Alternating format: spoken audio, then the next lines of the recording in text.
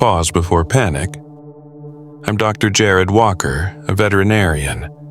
My life had always been about routine, a comfortable rhythm shaped by the care of animals. My clinic was a sanctuary, a place where I found peace and purpose. Every morning, Max, my loyal German Shepherd, was there, nudging me awake before the alarm even had a chance to ring. His cold nose against my hand, his tail wagging with excitement for our daily walk. The sun wasn't up yet, the world still cloaked in the cool, quiet calm of dawn. Those walks were our time, just Max and me, before the rush of the day. Hopper, my little rabbit, stayed behind in his pen, happily munching on hay, unaware of the world beyond his simple comforts. By 9 a.m., the clinic doors would swing open, welcoming the day's flow of patients, cats, dogs, birds, and sometimes more exotic creatures. The work was steady, often mundane: vaccinations, spaying, neutering, the occasional emergency. But it was fulfilling. Max always lay by the front desk, his eyes half closed but alert, his presence a source of calm in an otherwise busy world. Hopper stayed at his pen, safe in his little world. Life was good, simple, predictable. Then everything changed. The outbreak began as a whisper. I heard about it first on the radio, one of those background stories that you half listen to on your way to work. Something about violent attacks in the city, people turning on each other, biting, tearing flesh. It sounded like a gruesome crime story, the kind you'd expect in a big city, not in our quiet town. I dismissed it, turning the volume down and focusing on the day ahead. Little did I know, the horror was already creeping closer. It was a Thursday when it hit. The day started like any other. I was finishing a routine checkup on patients, Tabby Cat, when I heard a crash outside. It wasn't the usual sound of a dropped box or a car backfiring. This was different. Loud, violent, followed by a scream that chilled my blood. My heart raced as I hurried to the window, lifting the blinds just enough to peer out. What I saw froze me in place. A man, pale and bloodied, staggered down the street, his face contorted in terror. His shirt was soaked in blood, his breath coming in ragged gasps. Behind him, a group of 5 figures lurched forward, their movements unnatural, jerky, like broken puppets controlled by some unseen force. Their eyes were hollow, empty, devoid of anything human. Their mouths hung open in twisted snarls, blood staining their lips and teeth. I watched, horrified, as one of them lunged forward, tackling the man to the ground. His scream was high-pitched, desperate, as the thing sank its teeth into his neck. Blood sprayed across the sidewalk, and I stumbled back from the window, bile rising in my throat. This couldn't be real. It felt like a nightmare, one I desperately wanted to wake up from. But the screams, the grotesque scene unfolding outside, told me otherwise. This was happening. My hands shook as I rushed to the front door, locking it with trembling fingers. Max was at my side, his ears perked, sensing the tension, his growl low and steady. I could feel his muscles tensing beneath his fur, ready to protect me. My heart pounded as I sprinted through the clinic, securing every door and window, turning off the lights. Maybe if we stayed quiet, we'd go unnoticed. Maybe they wouldn't find us. But deep down, I knew that hope was fading fast. I crouched behind the front desk, peeking through the blinds once more. The scene outside had gone from bad to worse. The streets were now teeming with those things. Infected, twisted versions of people I once knew. They dragged their feet, some moving sluggishly, others sprinting after anything that moved. I recognized faces in the crowd. People from town, neighbors, the woman from the bakery. I watched in horror as she was dragged to the ground, her screams cutting through the air as they tore into her, blood spilling across the pavement. I couldn't look away. The gruesome reality was too much to process. These people, once vibrant and full of life, were now nothing more than mindless predators. And I was trapped, with Max beside me and Hopper in his pen, blissfully unaware of the horror unfolding outside. Hours passed. The infected roamed closer to the clinic, their groans and growls filling the air. I sat huddled behind the counter, clutching Max's fur, my heart racing with every thud of footsteps or scrape of nails against the windows. Max remained alert, his ears twitching at every sound. Then, the inevitable happened. A loud crash against the front door. I flinched, my body tensing as the infected slammed their bodies against the wood, trying to break in. Max barked, sharp and fierce, his growl rumbling deep in his chest. My hand shot to his mouth, trying to quiet him, but it was too late. They had heard him. The pounding on the door intensified, relentless, frantic. The wood groaned under the force of their blows. Panic surged through me. They were going to get in. They were going to break through, and there was nothing I could do to stop them. I wasn't a fighter. I was a veterinarian. What could I possibly do? I grabbed a scalpel from the counter, my hands shaking so badly I nearly dropped it. A scalpel. What was I thinking? This wasn't surgery. These weren't animals I could sedate or heal. These were monsters. And then I saw it, the window. It was cracked open just enough for Max to fit through. The idea hit me like a punch to the gut. I could send him out. I could send him to lead them away. My stomach twisted at the thought. Max was my best friend, my protector. Could I really sacrifice him to save myself? The thought was unbearable, but the pounding on the door grew louder. Time was running out. I knelt beside Max, tears welling in my eyes. He looked at me, his eyes full of trust, and my heart broke. He had always trusted me. I had raised him from a puppy, trained him, loved him. And now, I was about to send him to his death. "I'm so sorry," I whispered, my voice cracking. My hands shook as I opened the window a little wider, my breath catching in my throat. Max hesitated, his eyes searching mine, confused. But he didn't resist. He trusted me even now, as I betrayed that trust. I couldn't stop the tears as I urged him toward the window, whispering words of encouragement that I didn't believe. "Go, boy," I choked out. "Run!" Max looked back at me one last time, then leaped through the window and into the night. His barking echoed in the darkness, followed by the groans of the infected as they chased after him. The pounding on the door stopped, the silence deafening in its suddenness. I collapsed onto the floor, sobbing.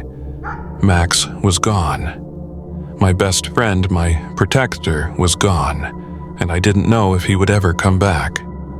The guilt crushed me, but there was no time to mourn. I was alive, but I was trapped. Days blurred together in a haze of hunger and despair. I scrounged for anything edible in the clinic, but there wasn't much. I survived on pet food, dry kibble meant for the dogs, a few cans of cat food, but it wasn't enough.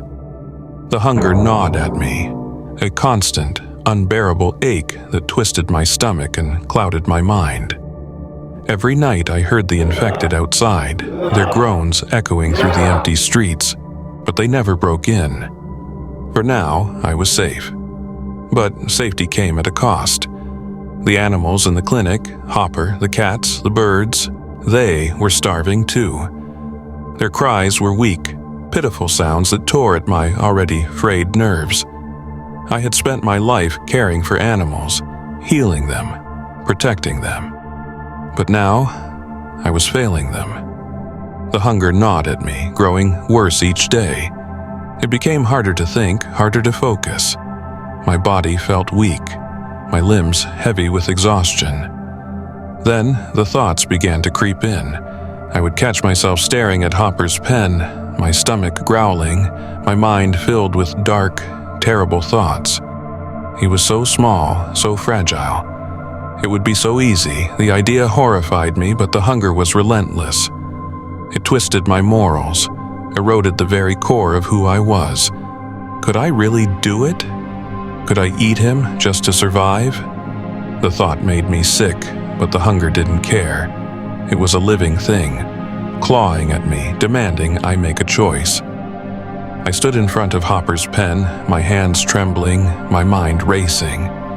His little nose twitched as he chewed on the last of the hay, completely unaware of the battle raging inside me. I could see every part of him, the soft fur, the delicate bones. He wouldn't even be enough to stop the hunger for long, but the temptation was overwhelming.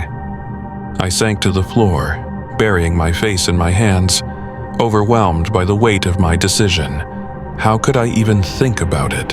How could I betray him like that? But the hunger was all-consuming, a force beyond my control. The animals. The animals, they were my responsibility. I had sworn to care for them, to protect them. But now, here I was, staring at Hopper with thoughts so vile, so inhumane, it made me feel like I was becoming one of the creatures outside. They were no longer people, reduced to primal instincts driven by hunger. Was I any better? I squeezed my eyes shut, trying to block out the relentless ache in my stomach, the sharp pangs that had become a constant reminder of my growing desperation. The thought of eating Hopper made me physically sick, yet the hunger didn't care. It clouded my judgment, whispering dark possibilities in my mind. I paced around the clinic, trying to distract myself, trying to hold on to the last threads of my sanity. But every time I passed by Hopper's pen, my gaze lingered just a little too long. He was still alive, still healthy compared to the others. I had found some small scraps for the cats and birds, but they were fading quickly. The smell of death was creeping into the clinic, mixing with the stale air. It was only a matter of time before I would be the only living thing left inside this prison. I went to the small supply closet and rummaged through the medical kits, desperate to find something, anything that could help. My hands fumbled over syringes, bottles of antiseptic, scissors. It was all useless to me now. Then I spotted a small bag of dog treats shoved in the back corner. My hands shook as I grabbed it, ripping the bag open with trembling fingers. Max had always loved these. I could almost see him now, his tail wagging as he waited for me to toss him one. The memory brought a fresh wave of guilt crashing over me. I had sent him out there, into the jaws of those monsters, and he hadn't come back. I didn't know if he had led them away, if he had survived, or if he had become one of them. I shoved a handful of the treats into my mouth, chewing through the rubbery texture, barely tasting anything. It wasn't enough. Nothing would ever be enough. The hunger was a beast, gnawing away at me, consuming me from the inside out. It demanded more. Hopper was scratching at his pen now, his tiny paws making soft, rhythmic sounds against the wire. His wide, innocent eyes stared at me, oblivious to the storm raging within me. I clutched the edge of the counter, breathing heavily. The thoughts were back, stronger now, more insistent. He was just an animal, right? He was food. In another world, he would have been food long ago. But that world wasn't mine. In my world, he was my pet. He was my responsibility. My throat tightened as I knelt in front of his pen, tears welling up in my eyes.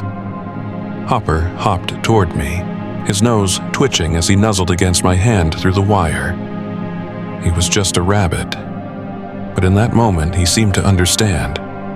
His small body pressed against the wire, seeking comfort, trust, something I didn't deserve anymore. "I can't," I whispered, my voice breaking. "I won't do it." The hunger screamed inside me, a relentless, deafening roar that demanded I survive at any cost. But I couldn't. I wouldn't betray him. Not Hopper. Not the one creature in this nightmare who still trusted me. But what would happen when there was nothing left? When I couldn't resist anymore? The thought of reaching that point terrified me. I was already at the edge, teetering between survival and losing myself entirely. My mind was fraying, torn apart by hunger and guilt. How long could I hold on? I slumped against the wall, closing my eyes, letting the tears fall. The infected were still out there roaming the streets, relentless in their hunger. And I was no different. The battle inside me raged on, and I feared that soon I might lose. But for now, Hopper was safe, and I clung to that small victory, hoping it would be enough to keep me human for just a little longer. I don't know how long I sat there, my back pressed against the cold wall, every muscle aching from exhaustion and hunger. Time had blurred into an endless haze of gnawing pain and the faint groans of the infected outside. My thoughts had turned darker and darker as the agonizing hunger clawed at my mind, making me question everything I once stood for. Hopper's tiny breaths were the only sign of peace left in the clinic, but even that wasn't enough to quiet the storm raging within me. I was so close to making a choice I could never take back. But then a sound pierced the suffocating silence. A bark. I sat up, my heart lurching in my chest. For a moment, I thought I was dreaming, but then I heard it again, louder, clearer. I stumbled to my feet, hope flaring painfully in my chest. Could it be? "Max!" I whispered, barely daring to believe. I raced to the window, flinging it open with trembling hands. The cold night air rushed in, but I didn't care. My eyes scanned the darkness, desperate, searching for the source of that familiar sound. And then, I saw him. There, standing just a few yards away, was Max, my loyal companion. His tail wagged furiously, his eyes locked onto mine. He looked tired, but alive, and that was all that mattered.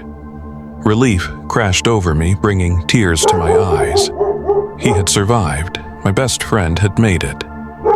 But then I saw something else. He wasn't alone. Behind Max, emerging from the shadows, were two figures. Human figures. A man and a woman. They looked worn and ragged, their clothes torn and bloodied, but they were alive. Survivors. Max had found survivors. The man held a makeshift weapon, a metal pipe clutched tightly in his hand. The woman carried a tattered backpack, her eyes scanning the streets nervously. Max barked again, looking back at them and then at me as if to say, "I found them." I brought help. My heart soared, but my mind raced. Could I trust them? What if they were just as desperate as I was? But then the woman stepped forward, holding up her hands in a gesture of peace. "We're not infected," she called out, her voice hoarse but steady. "Please. We've been running for days. We have supplies. Just let us in." Supplies. My eyes locked onto the backpack, hope rising like a wave. Food, water, maybe even something to defend ourselves with. I hurried to the door, unlocking it and opening it just enough for them to slip inside. The man came in first, glancing nervously at the street, while the woman followed closely behind, clutching her backpack as if it was her lifeline. Max trotted in after them, his tail still wagging, his tongue lolling out in that familiar, joyful way. I knelt down and hugged him tightly, burying my face in his fur, relief flooding through me. "You did it," I whispered, my voice thick with emotion. "You're a good boy, Max." The man shut the door behind him, locking it tight. He looked exhausted, his face pale beneath a layer of grime.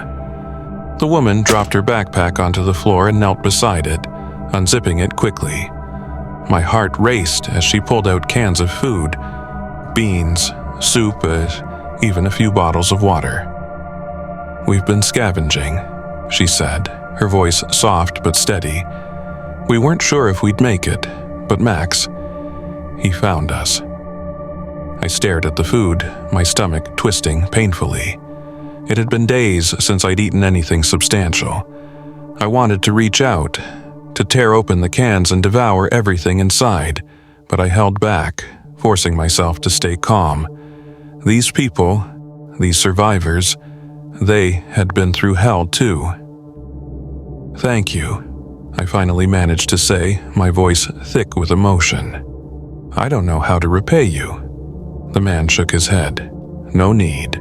We're just glad to find anyone still alive. We thought we were the last ones out there." They sat down, offering me a can of beans and a bottle of water. My hands trembled as I opened the can, the smell of food overwhelming my senses. I ate slowly, savoring every bite, though it took everything in me not to devour it all at once. Max sat beside me, his head resting on my knee, his eyes watching me with quiet understanding. As we ate, the woman explained their journey, how they had lost their group, how they had been scavenging ever since, and how Max had found them just as they were about to give up.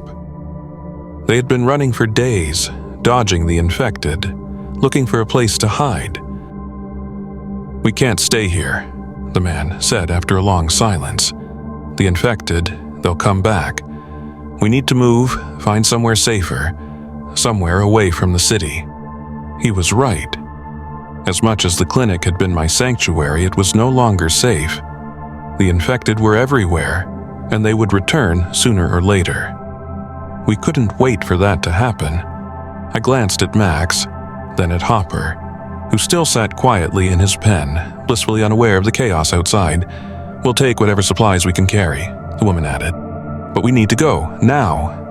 I nodded, my mind racing. It was a terrifying thought, leaving the clinic, venturing into the unknown. But staying here was a death sentence. I had to survive, not just for myself, but for them, for Max, for Hopper. We gathered what we could: medical supplies from the clinic, food and water from the survivors' pack. I placed Hopper gently into his travel carrier, whispering soothing words to him as he twitched his nose at the unfamiliar surroundings. Max stayed by my side, his eyes alert, ready for whatever came next. The man held the door open, his grip tight on the metal pipe. "You ready?" I took one last look around the clinic, the place that had been my home, my sanctuary. It was hard to let go, but I knew we had no choice. I took a deep breath and nodded. Max was the first to step out, his tail wagging as he led the way into the night. The infected were still out there, their groans echoing faintly in the distance, but we had a chance now. We had food, supplies, and each other.